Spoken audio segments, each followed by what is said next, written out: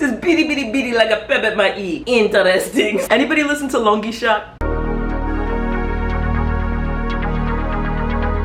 Hi, it's Danny. Welcome to my dark desk. Take a sippy sippy puffy puffy because we're going to talk about 90 Day Fiance. The couple we're going to talk about is Shea and Annabelle. I did post a video about Shea and Annabelle last week, and so we're just going to continue where we left off, which was I think episode 4-ish. And keep in mind, I'm not going to give you all the dirty details. I'm just going to talk about points that I'm like, what the f. So I was right. Spoiler alert, Shay's a dirty, dirty cheater, a dirty, dirty dog. We left off with Annabelle talking about Allison being a troublemaker and that she is a spoiled little brat. And Allison is talking about how her dad never bought her jewelry and whatnot. That's weird. You want your dad to buy you jewelry like you're his lady? Where they do that at? Allison asks her dad for money before she leaves the house. He gives her a tenner and Annabelle's like, why are you giving her money? Why are you taking care of a grown woman? And she doesn't pay rent and you take care of her kids. It sounds like old girl has a very easy life. And Shea makes excuses. You know, Allison's a single mother. And well, here's the thing. If Shea was a better role model to Allison, he wouldn't have to be taking care of his daughter right now because his daughter is spoiled and sort of kind of fucking evil. So Shea, if you're a better fucking dad, instead of throwing money at women, because that's what you think. You think connection means throwing money at women. Annabelle ends the conversation saying that you know your daughter Allison is a troublemaker, and Shea kind of just, you know, rolls his eyes and pretend not to acknowledge Annabelle's concern. The next morning, Annabelle is cleaning like any little Virgo would. I promise you, she has to be a Virgo rising. Some kind of Virgo is in her chart. She's cleaning the hell out of that dirty, dirty, dirty tub. He had the audacity to come home and say, oh, my place was clean. No, it wasn't. Why does your tub have like dirt and grit? Why is your tub gray? So she's cleaning it down. Shea is cooking her breakfast, scrambled eggs, toast with like jelly on it. It honestly looked disgusting. And he makes her lie in bed and eat them eggs, and she takes a couple of bites and you could tell she is not happy. You could tell she's like, eh. She just wants to cat vomit on that. She eats it in bed for a little bit just to appease him, and she's just like, I would prefer to eat in the kitchen because we don't eat in the bed in the Philippines. That doesn't make much sense to me. After breakfast, that nasty ass breakfast, she decides to take her around the town and show her all the things, and he is just beep beep beep beep beep like a bebet mai. That's a Haitian thing. So Annabelle is mocking how Shea is talking.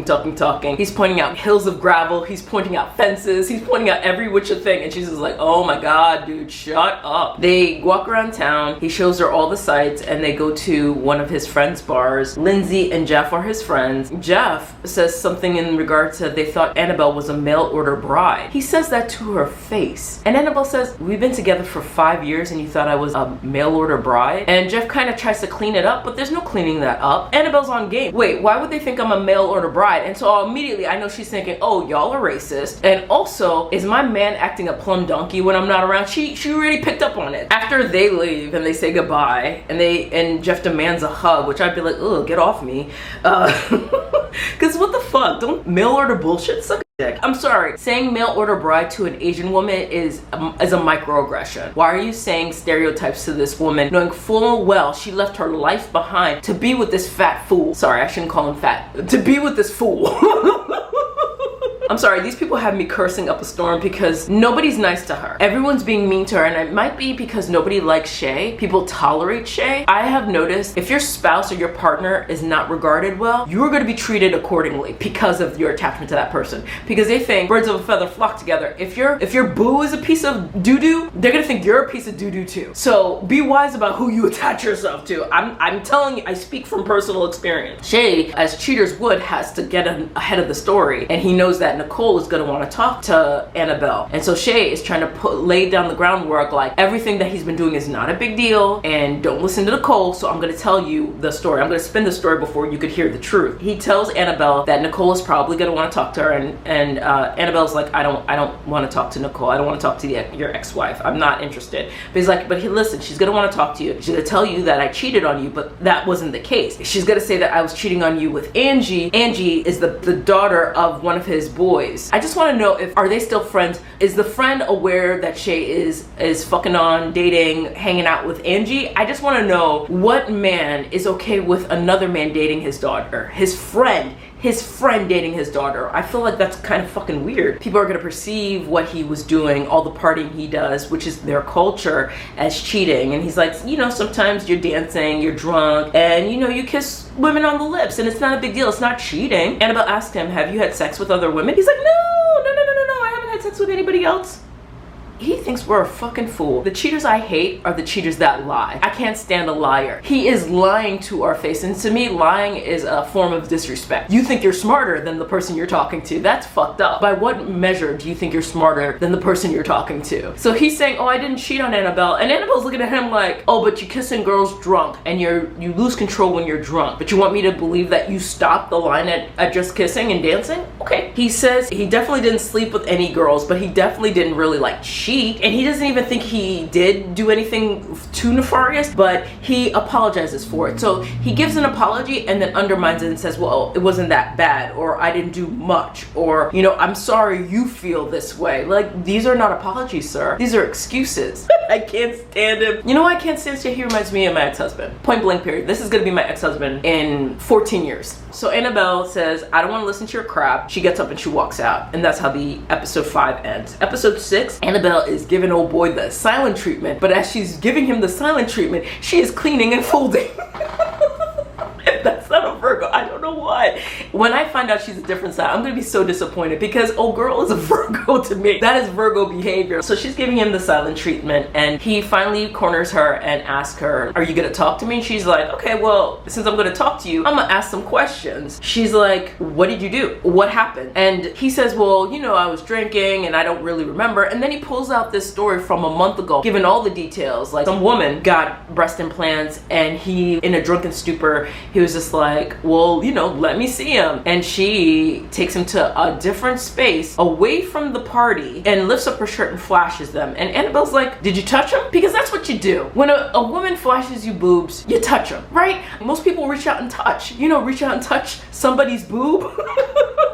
So Annabelle asked, did you touch her? He's like, oh no, I didn't touch her. Oh no. And she's like, well, did she touch you? And he's like, no, you know, I was being a little smart ass. It got a little far. And it's kind of interesting that he kind of talks about being drunk all the time and he may not remember, but he had so much detail in this story. So much detail. The stuff that he's copping to. Here's another fun fact. A man will cop to the lesser charge at all costs. Shea thinks as long as he's not having sex with them, and honestly, I feel like he did have sex with other women while Annabelle was in the Philippines, he thinks that, oh, it's not cheating. And also, she's in a different zip code. It's not cheating. We're in a different country. It's not cheating. Shea's the type of man to make any excuse to say, oh, I'm not cheating. I'm a good guy. He wants to be perceived as a good guy. That's why Annabelle's silence is infuriating to him. Annabelle being angry is unjust because he feels like he's a good guy and he took care of her. He gave her money. He should be able to do whatever the fuck he wants. So he gives these bullshit apologies, but he's like, well, I'm sorry you feel that way, and I really didn't do anything. It's like, save it. So he says, well, I set up a spa day for you, Allison, and Angie to go get your nails done. And Annabelle's like, I don't want to do that. I don't like any of them people. What do you, like, she's making a face like, you're really gonna subject me to hanging out, spending time with them? He's like, well, would you want to stay in the house with me? She's like, no. And he's like, do you want to hang out with them? She's like, no. But in her mind, she's like, I gotta be calculated. I need to find out information. Intuition's on point. She knows he's not telling her the full truth. She's like, I'm gonna hang out with Allison and Angie, and I'm gonna get the answers to these questions. Shea drives them to the nail salon, and it's in silence. He's trying to make conversation. She is not having it. She's not the one or the two.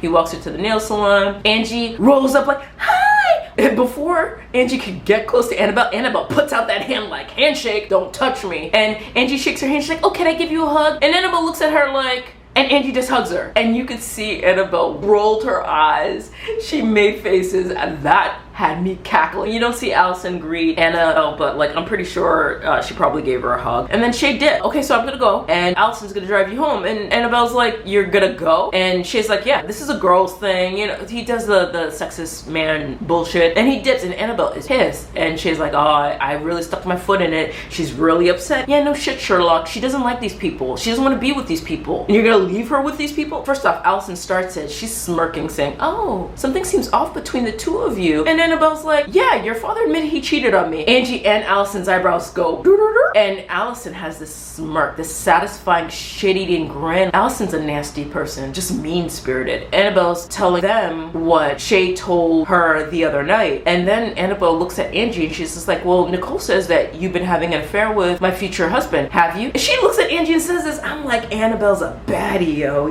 Deep respect. Honestly, it wouldn't be my ministry to confront the woman that is sleeping with my partner. I would never do it.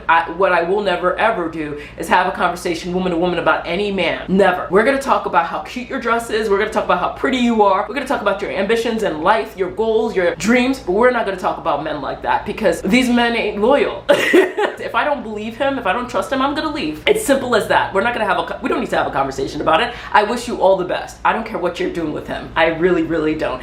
And I feel like that's the best way to have peace. But kudos to Annabelle for fucking saying what needed to be said. Standing 10 noses down like, did you? And Angie's like, no. The whole time, Allison is smirking. And they keep making eye contact. Annabelle describes what Shea said about the boob job and looking at the boobs and that he kissed other women. In her interview, Allison's like, well, I thought I would have to be the bearer of bad news. I've seen my dad lie to her for years and years and years. Just smirking, shit-eating grin. Annabelle asks, oh, is there anything else? Allison's like, oh no, I mean, you know, my dad has a bad track record, but he's trying to do right. He's never talked about another woman the way he's talked about you, right, Angie? And Angie's like, yeah. These bitches are full of shit. I'm gonna tell you this right the fuck now. They are lying and hiding and advocating for Shea over this poor woman who has left her home country, her family behind, just to be with this fool out lying in her face. I'm so mad for Annabelle. Whatever Annabelle wants from the situation, I want her to have, but loyalty from this man, she's never gonna get. Faithfulness from this man, she's never gonna get. Now, she will be supplied with money. Oh boy will just spend. He doesn't care. So as long as Annabelle lets him cheat in peace, he's gonna give her money and they're gonna be great. So whatever Annabelle wants from this, I want her to have, but honestly, I think she should go back home. I think she should get the fuck away from these people because they'll never have her back. She'll never have the truth and they're gonna laugh in her face. It pissed me off. There's nothing like being around a bunch of women who is laughing at your suffering. And here's the thing, you could laugh at another woman getting cheated on and being played out like a soybean burger, but the thing is, that can easily be you. One day you could fall in love with somebody and they convince you that they only have eyes for you, and then they could be playing you behind your back. So laughing at somebody suffering is not the bee's knees nor the cat's pajamas. They are laughing in her face, and Annabelle's saying, we'll see if we could work it out. I don't know. That's how episode 6 ends. I hope that Annabelle is doing well. Everybody else can go sit and spin. That is my review. My septum ring was crooked. Anyhow, thanks so much for watching. Please be sure to like, comment, subscribe, hype, do as you deem fit. Remember to keep your sips, your puffs, whatever you need to cope close, but your instincts closer. And I'll be sure to catch you on the flips. Bye. Ooh, ooh, ooh. Am I ashy? Ew, sorry. Yuck.